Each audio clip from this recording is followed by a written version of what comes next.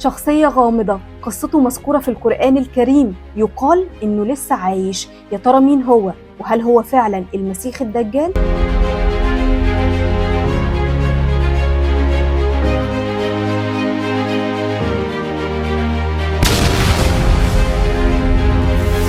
السامري قصته موجودة في سورة طه وسورة الأعراف. اسمه حسب أغلب المفسرين والمصادر هو موسى بن زفر من قرمان، وبعض المؤرخين قالوا إنه من قرية سامرة، عشان كده لقبه السامري. وفي اللي قال إن القرية دي استحدثت أصلا بعد ما جه السامري، وقيل إن لفظ السامري بيطلق على كل المرتدين عن دين موسى عليه السلام، وقيل إنه من بلدة شمرون. بس أيا كان اسمه أو القرية اللي هو منها، هو اتذكر في القرآن الكريم باسم السامري، واللي يهمنا هي قصته.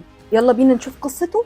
يلا بينا. السامري اتولد في نفس زمن سيدنا موسى عليه السلام، وفي الوقت ده بقى فرعون أمر بذبح كل الأولاد اللي بتتولد بسبب خوفه إنه تتحقق نبوءة قتله على إيد واحد فيهم. وزي ما أم سيدنا موسى عليه السلام خافت عليه وربنا أوحى ليها وحطته في صندوق وألقته في اليم، برضو أم السامري خافت عليه من جنود فرعون لا يقتلوه وحطته في كهف.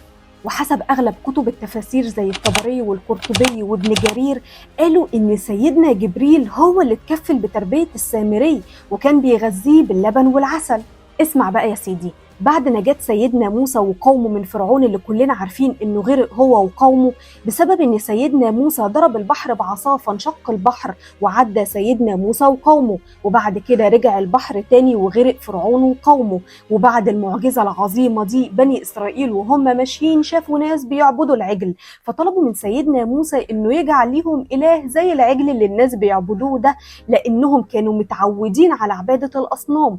فغضب سيدنا موسى وقال لهم ان ده شرك بالله وإن عبادة الأصنام مش هتنفعهم. وبعدها ربنا أوحى لسيدنا موسى إنه يروح لجبل الطور للقاء ربنا سبحانه وتعالى وتلقي تعليم الدين. وقال موسى عليه السلام لقومه إنه هيغيب 30 ليلة واستخلف أخوه هارون عليه السلام على قومه، ولكن غاب عنهم سيدنا موسى 40 ليلة، وكان من بين قومه السامري. ولما اتأخر سيدنا موسى عليهم انتهز السامري الفرصة وفتن بني إسرائيل.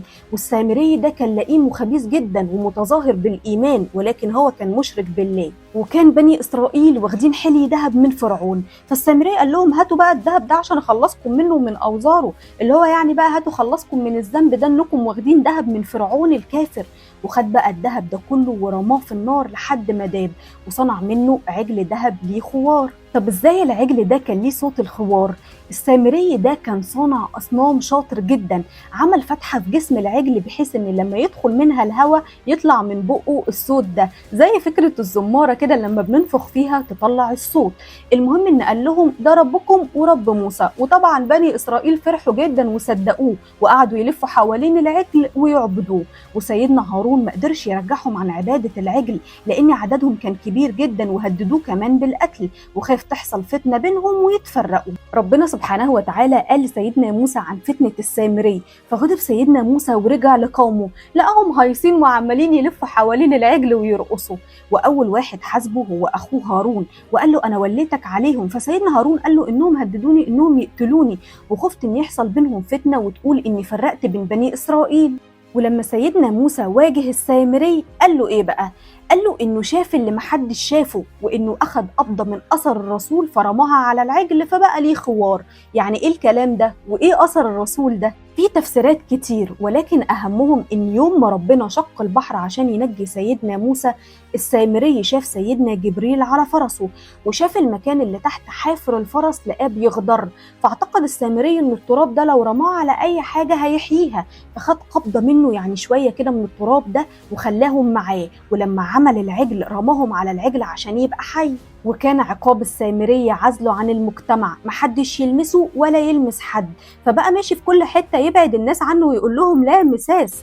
أما بقى العجل فحرقوا سيدنا موسى ورماه في البحر قدام بني إسرائيل. نيجي بقى للسؤال الجدلي، هل السامري هو المسيح الدجال؟ الزركشي رحمة الله عليه في كتابه البرهان في علوم القرآن قال إن أحد العلماء لمح إن السامري هو المسيح الدجال، وده كان رأي الدكتور محمد عيسى داوود اللي قال إن السامري هو المسيح الدجال وإنه قاعد في مثلث برمودا.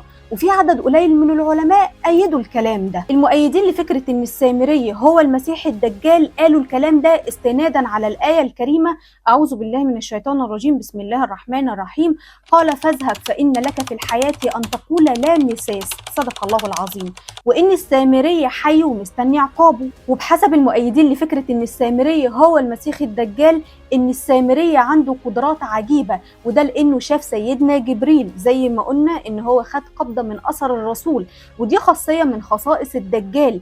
وإن سيدنا موسى كان عارف إن هو المسيح الدجال عشان كده كلمه بهدوء وما أذاهوش، وإن عقابه بإن محدش يلمسه ده كان خير ليه عشان محدش يقدر يأذيه. ولكن بقى المؤيدين لرأي إن السامري هو الدجال عددهم قليل جدا، والأغلبية رافضين الرأي ده وشايفين إن ده تحريف ومش حقيقة. وده الأسباب أهمها إن كل الأنبياء كانوا على علم بالدجال وكانوا بيحذروا كمان الناس منه، وده كلام النبي صلى الله عليه وسلم لما قال إن الله لم يبعث نبيا إلا حذر أمته الدجال. فلو كان السامري هو الدجال كان عرفوا سيدنا موسى وكان حذر الناس منه. تاني دليل انه مذكور في القرآن الكريم ان السامري اتعاقب بعدم المساس وانه يتعزل عن المجتمع ومحدش يلمسه او هو يلمس حد، والمسيح الدجال هيختلط بالناس وهيدعي ان هو الرسول وان هو ربنا سبحانه وتعالى، وهيظهر العجائب للناس ويحاول ان هو يفتنهم، وده كده تحريف وتكذيب للنص القرآني. والعلماء كمان بينفوا وجود المسيح الدجال في مثلث برمودا، لان الاحاديث النبوية بتحدد مكان خروج المسيح الدجال من المشرق، زي ما اتكلمنا قبل كده بالتفصيل في حلقة المسيح الدجال وقلنا انه هيخرج من خراسان، وطبعا احنا مصدرنا القرآن الكريم والاحاديث النبوية. والعلماء كمان قالوا ان ليه ما يكونش سيدنا موسى كلم السامري بهدوء لتعلو كلمة الله بهدوء من غير اي زعيق او ضرب او دوشة، ويظهر الحق ويكون في حكمة في كده. وطبعا هستنى رأيكم في التعليقات، واهم حاجة ما تنسوش تتابعوني على القناة وتعملوا اشتراك ولايك وشير للفيديو عشان يوصلكم كل جديد، وتتابعوني على صفحة الفيسبوك والتيك توك والانستجرام، هسيب لكم كل روابط الحسابات في صندوق الوصف.